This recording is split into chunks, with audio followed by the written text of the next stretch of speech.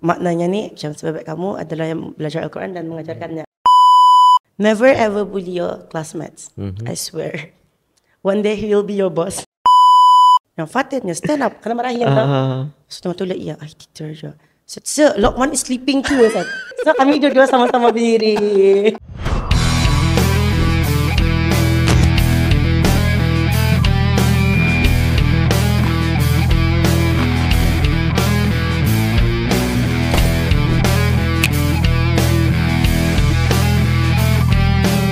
Assalamualaikum warahmatullahi wabarakatuh. Welcome back to Seni Merch Podcast. So untuk episod kali ini kita ni bawakan seorang general manager untuk syarikat Ar-Razak Kifayah Management. Kalau ku intro sedikit apa Ar-Razak Kifayah Management ni, daripada namanya pun sudah kita tahu ia adalah syarikat pengurusan jenazah. Untuk hari ini kita ni bawakan dia punya general managernya. He's a very close friend of mine. Jadi kalau kamu notice kami kau aku saja nda heran lah ha. Jangan kecam kami lah ha. Tapi tanpa membuang asa aku akan menjemput Safwanah Roslan nenek. Finally setelah sekian lama Kena pajal. Kena pajal. Pasal dia suka di behind the scene saja. Tapi kalau siapa yang ikut BYLC 2024, orang kuatnya itu sudah nih orang kuatnya.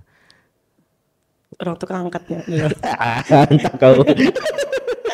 So, okay. Sebelum kita ni start, kan mau tahu je sikit. Masa ni buat bisnes kan? Tapi masa damit dulu. Do you remember your first days of business? I think memang dari damit. Sebenarnya kalau pasal bisnes ni, my mula ngangah dulu. Yeah, she was business catering. Sama yang dulu kalau kuih kalau waktu raya makan kuih-kuih tu kan. So andangnya kami dari damit memang selalu kalau waktu puasa tidur rumahnya andangan kan. So it's always macam andang dari damit kena masa damit tidak tahu lah tu bisnes. Tapi mendangan di sini lah. Tapi mendangankan. Macam I love, that's why behind the scene talk suka kan. Menolong atau siap lah. Operation. Yeah, operation. Very operation lah.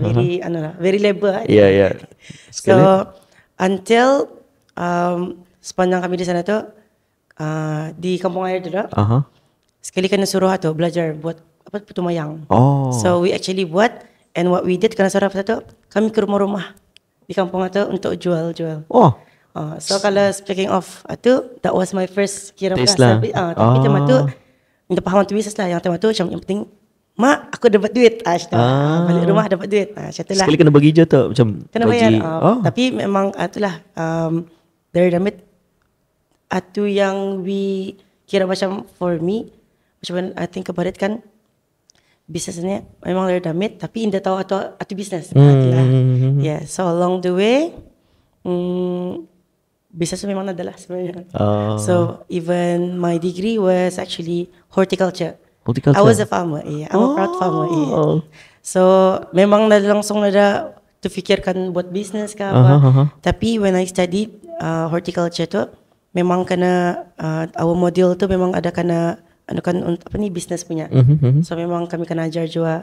So along the way kami punya tu kira during the 3 years course tu memang ada our project untuk actually menanam, itu hasilnya kami jual. So that's one of the project.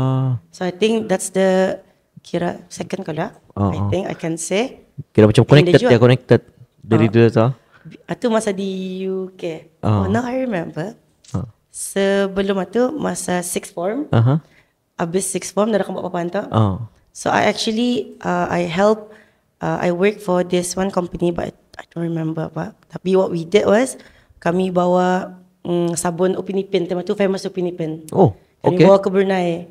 So tema tu also this beauty product. So I had an experience menguruskan ke macam mana akan bawa ke MOH untuk approval apa everything. Yeah. Batah sudah tu. Batah. That was in 2010.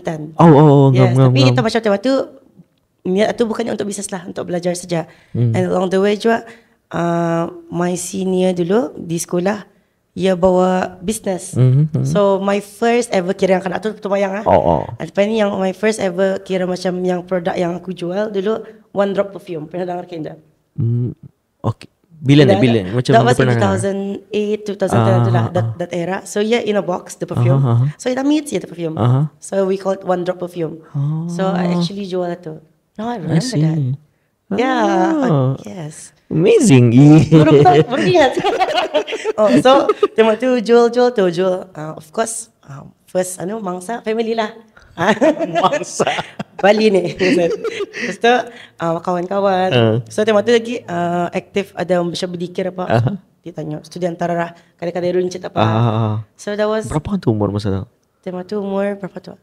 17, 18 macam tu. Wow. Baru ingat sebenarnya. Wow. Benar tu. Iya tak kan? Nah, pasal tu tas mapis bawa kemari. Benar. Thank you. No problem. Thank you Tan. Sekali.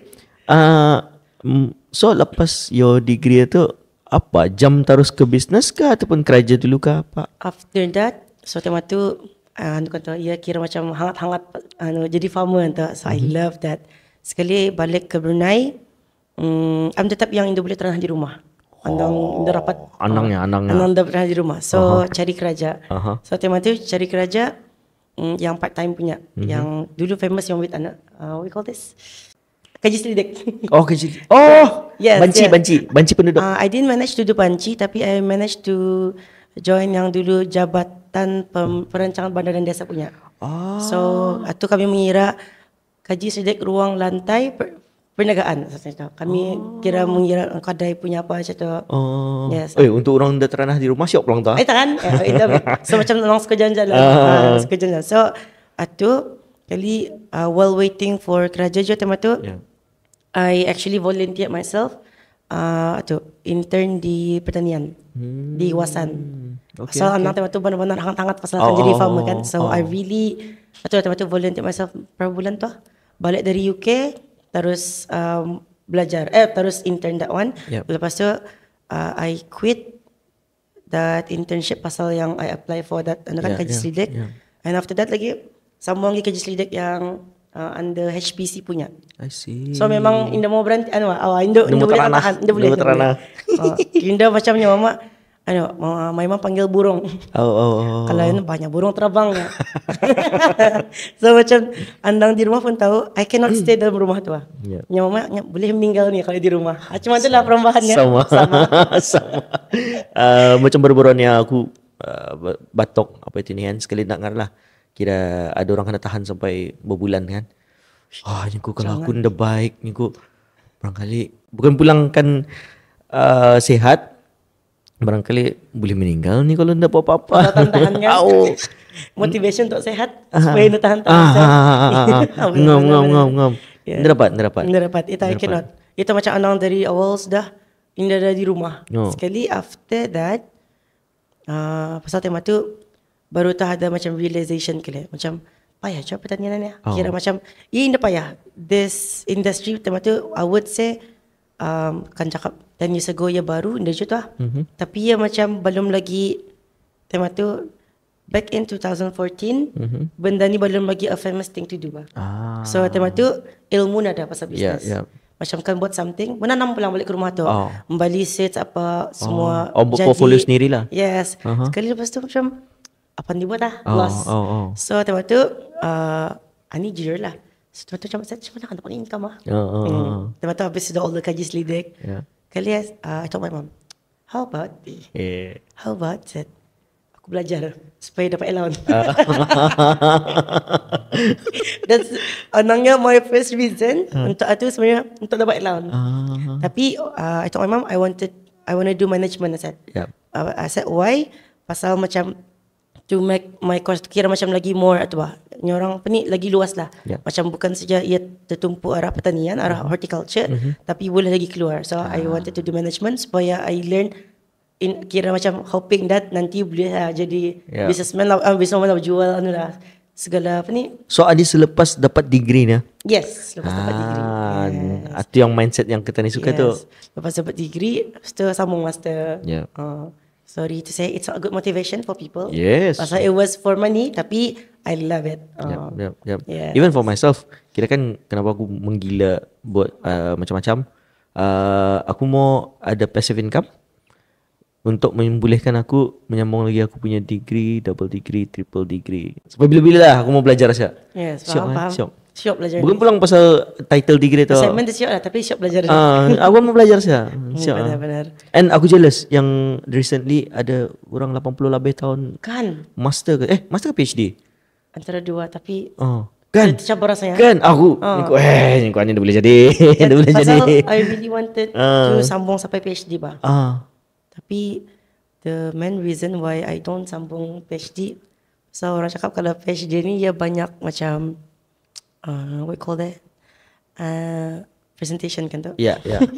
That's the only reason. Pasal presentation is not my thing lah. Yeah. Stage fright lah. Stage fright tu another level sikit. Mau kami blurkan muka? Iya, ni ada orang. Ni okay. Pasal kalau yang tu I cannot diri depan orang yang macam people looking at you. Yeah. I cannot. Okay, sekali macam mana boleh termasuk dalam terjebak dalam pengurusan jenazah kan? It's very itu kan. Ani jauh. Ani special ni. Okay. I would like to thank I would like to thank Mr. Lokman, Mr. Loki yang kenal Mr. Loki. Ustaz Lokman. Yes. Shout out Ustaz Lokman. Yeah, shout out to you. Yeah. Thank you so much. I think I never say this here. Ego. But thank you so much. I appreciate this. Kalau bukan dia yang memajal, I will be here lah. Yep. Pasal ia ni orangnya ni resilient lah akan saya. Oh yes. Very. Pasalnya yes. masa awal-awal how I actually terjerumus juga dalam mengaji, it was him. So back in 2016, ia buka company Al-Hufaz Management kata. Ia mempromote Al-Hufaz. Sorry guys, I'm educated as well. So during that time tu masa I did my master. So ada internship kan tu. So I did my internship arah one of the government punya tu lah. Sekali you punya level memajalah tu, you text, you call, apa nanya, akastahnya. Dia mau majal berabes. Kali macam sampai orang aneh asta. Macam kau jangan. Tapi kamu anak kawan lah. Pasal he was my classmate. He was my classmate dulu di sekolah. Sekolahnya tu cerita okay. So you majal kan aku. Macam annoying dah. I cannot. Macam kau kan aku mengajar kalau depan orang pun aku berdiri cakap macam tu. Ani indahnya, ani ke rumah orangnya, one to one-nya cerita. Kali macam ni asal. Lasas no fikir. So masa di UK kira tempat tu ada juga jumpa guru Quran di sana kan. So ia yang begitulah. Kalau salah minta maaf tapi yang maknanya ni macam sebab kamu adalah yang belajar Al-Quran dan mengajarkannya. So that Syekh, ia selalu tekankan barang tu arah kami bah masa belajar mengaji tu kan. Kali macam actually dah Lokman majau tu kan. Macam you know what, let's try lah. So back in 2016, I did join his company. Tapi untuk kira macam biasa, yang orang belakang behind the scene, tolong. Tapi untuk mengajar demo lah. Until 2017, January 2017, Berta I took my first class. So along the way, kira dari 2017 2016 sampai 2019 tu mengajarlah saja. Sekali sudah COVID, masa waktu kan COVID tu. So he call me. Ya, kalau aku panggil kau nya ke office-nya, kira macam part time untuk daily lah. Untuk uruskan anunya, Razak maunya. So waktu macam biasa, dia boleh tantan di rumah. That's the main key. Kan macam, why not? Let's do this. Sekejap. By the way, sebelum kita ni jauh, maybe the audience Indah tahu your background kenapa boleh Ustaz Lokman memajal tu. And apa Al-Hufaz satu skill is very good offer. Macam mana dia memilih cikgu-cikgunya tu? Yeah, very good aja. Guys, he knows I don't want to tell this. Okay. Sorry bah. I was from Institute Tahfiz Al-Quran, Sultan Haji Hasnal Bokiyah. I was one of the student. That's why dulu classmate sama Ustaz Lokman. Ya, itulah. So, kebanyakannya kalau guru-guru Al-Hufaz masa awal-awal yang mula kata, memang ia Ustaz Lokman ni, if orang kenal dia, memang orang kenal dia ni. Dia suka tolong orang. So, tema tu ia punya urge is dia mau tolong kami anak-anak lepas tahfiz ni untuk ada kerja. Itu you punya tu. Yes, that's why he forced me. Asal I was his classmate juga. And also kira dulu kami rapat kan. I have one thing to say to students out there lah. Ini kalau dengan izin Ustaz Lokman untuk dianukan lah. Never ever bully your classmates. I swear. One day he will be your boss. Atau aku baru tahu. I always tell people about aku baru tahu. Not bully yang jahat, tapi dari dulu sekolah tu anak suka punya ia ni. Memang macam dia macam ni. Kami dua famous tidur dalam kelas. Kami dua paling famous ni. Tidur dalam kelas, science class. Paling famous kami dua. So, tapi am tetap yang kalau tidur jujur tak, yang tidur melimpang. Tapi ia indah, ia macam satu masih. Tapi ia kan di depan-depan, so dia nampak ia tidur. So every time macam kena dirikan, macam my itu dulu so yang Fatihnya stand up, kena marahi yang tak. So tengok tu lah, ia tidur je. So Lokman is sleeping too. So kami dua-dua sama-sama berdiri. Ada kan? Ada. Macam tu. So itu macam masa ni, even I tell to interns apa, never ever bully your classmate. I swear, jangan. Serius. Kerana jadi bos kamu sekarang. Lokman is my boss. Itulah. Yes. So that's why he forced me untuk buat anilah. And sebenarnya along the way, just before he approached me, dia call untuk datang ke office itu, he actually bawa juga. Masa tu diorang masih lagi back in 2019 when he established this, when started Razak ni. It was Razak Funeral Management. So it started with Razak Funeral. So ini kira owned by his father, Imam Haji Hamdan. So masa awal tu memang they brought me in untuk sediakan buku penulis jenazah. Adalah kami buat sedar untuk notes untuk diorang punya bengkel.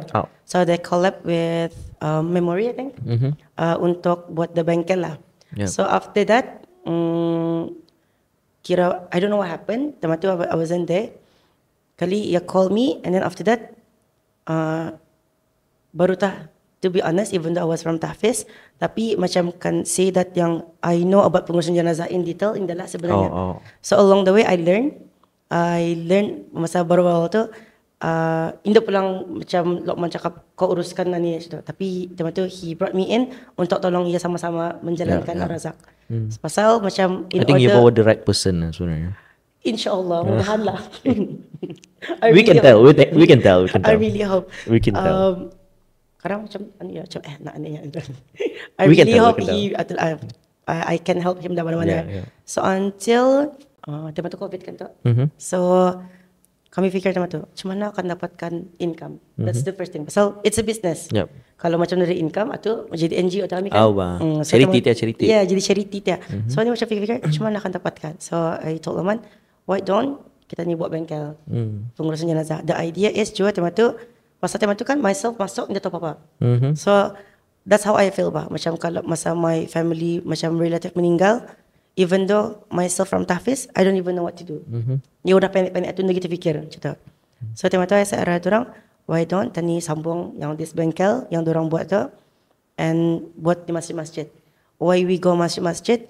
Pasal kalau we do it in around one place, kira macam orang yang tinggal jauh payah kan. So we go to masjid instead of orang agak kami yang agak orang. So jemaah-jemaah boleh belajar. So along the way we have a collaboration with Jabatan Hal Ehwal Masjid. So they really help us a lot lah. For me macam dari awal I uruskan ni, they're very supportive lah ini. Kami buat this bengkel until we had our kursus this year. Masya Allah. So along the way tu banyaklah belajar, banyak tangisnya confirm, banyak air mata anak, banyak menangisnya, banyak ngalehnya. Atau boleh kita ni share masa part 2 sekarang, boleh? Ada. Boleh. Okay, so kita ni kan ambil break sekejap, panas pulang sudah ni ya. Sebelum kau nervous mula dah. Sebelum kau nervous mula kan, kita ni rehat dulu sekejap, kita ni bawa minum dulu. Tapi kita ni kan mau tahu tu apa yang punya motivation, ups and downs itu. Pasal dalam bisnes normal kan, ups and downs itu kan. So kita ni jumpa di part 2. Alright, Assalamualaikum.